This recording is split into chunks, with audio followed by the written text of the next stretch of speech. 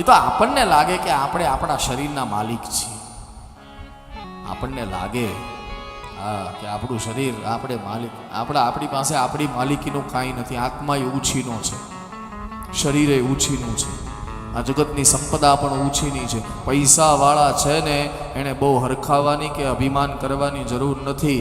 પૈસા આપણી પાસે છે એનો મતલબ અત્યારે તમારો વાપરવાનો વારો આવ્યો છે. એ વારો પાછો બીજા પાસે જતો રહેશે, એટલે તમારા પાસેથી પૈસા જઈ અને બીજા પાસે જતા રહેશે. મારા વાલા, આ આપણો વારો આવ્યો છે. હા, ઓલા કેમ છોકરાઓ રમતા હોય ને પછી વારો આવે બેટિંગનો, એવી રીતે વાપરવાનો વારો આવ્યો છે. બસ એનાથી વિશેષ શું છે? આપણી માલિકીનું આ જગતમાં કંઈ નથી.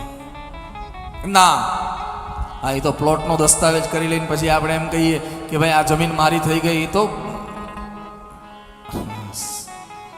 માલિકી તો આપણી શરીર પર, આપણા શરીર પર પણ નથી.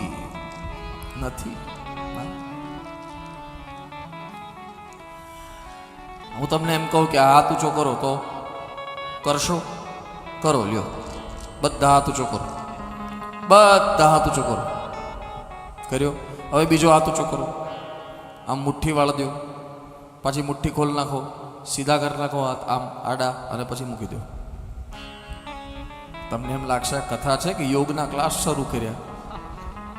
ના ના, મારો એવો કોઈ ઈરાદો નથી, પણ મારે કહેવું છે તમે તમારા શરીરને કીધું કે તમે હાથ ઊંચો કરો, એટલે તમારા શરીરે કર્યું કે નહીં હાથ ઊંચો?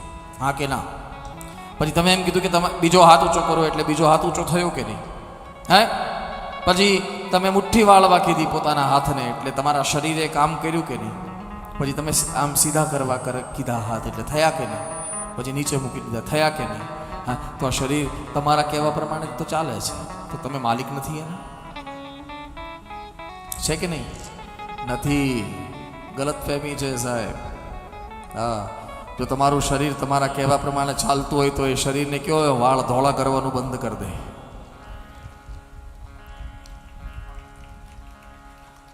હા, એ શરીર જો તમારા કહેવા પ્રમાણે ચાલતું હોય તો એને કહો એક જ વાર ભોજન કરીએ, પછી આખી જિંદગી ભોજન કરવાની જરૂર ન પડે એવું કર. આ તો દર 2 કલાકે કાંઈક ને કાંઈક માંગે છે. હા, હવે એક બાજુ વિજ્ઞાન એમ કહેતું હતું કે દર 2 કલાકે 3 કલાકે કંઈક ખાવું જોઈએ. હવે વિજ્ઞાન એમ કહે છે કે ઇન્ટર ફાસ્ટિંગ, હા, 14 કલાક 12 કલાકનો ગેપ રાખીને ખાવું. હવે આમાં હું 2 કલાકે ખાવું, 12 કલાકે ખાવું, હું તો કન્ફ્યુઝ થઈ ગયો. હા, હું પોતે મારી વાત કરું ભાઈ, હું તો કન્ફ્યુઝ થઈ ગયો. એટલે પછી મેં શું કર્યું, મારી વાત કરું, મારા શરીરને તાસીર પ્રમાણે. તમે પાછા એવું શરૂ નહીં કરી દેતા, તમારા શરીર પ્રમાણે તમે કરજો. મેં શું કર્યું કે 2 કલાક ને 12 કલાક વચ્ચે આપણે 4 કલાકે શરૂ કર્યું. 4 કલાકે કંઈક ભગવાન કૃષ્ણ દિવસમાં 8 વાર ખાતા. યસ, ભગવાન કૃષ્ણ કેટલી વાર ખાતા? 8 વખત ખાતા. હા, આપણે હરખું 2 વારેય નથી ખાતા સાહેબ. અને મજા એ વાતની છે, જેની માટે ભોજન માટે માણસ દિવસ રાત દોડે, એ જ ભોજન ઈ પ્રેમથી કરતો નથી. લ્યો, કમાલ છે સાહેબ. જેની માટે દોડે, જેની માટે ઘરમાં અનાજ લાવવા માટે તો દોડે છે, બીજું શું કરે છે? એટલે પરમાત્માની સૃષ્ટિમાં રિપીટેશન નથી. એ આપણને લાગે કે આપણું શરીર, આપણું શરીર આપણા કયામાં, ના ના સાહેબ, ઉછીનું છે બધું. ભાડાનું મકાન છે. આપણે ત્યાં ગવાય.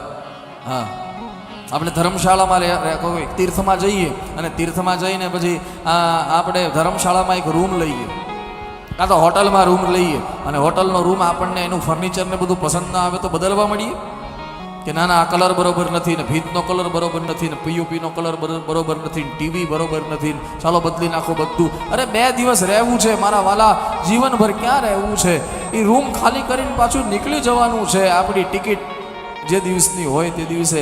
એમ આને બહુ રંગરોગાન ન કરો સાહેબ. ટિકિટ કન્ફર્મ થશે એટલે નીકળી જવાનું છે.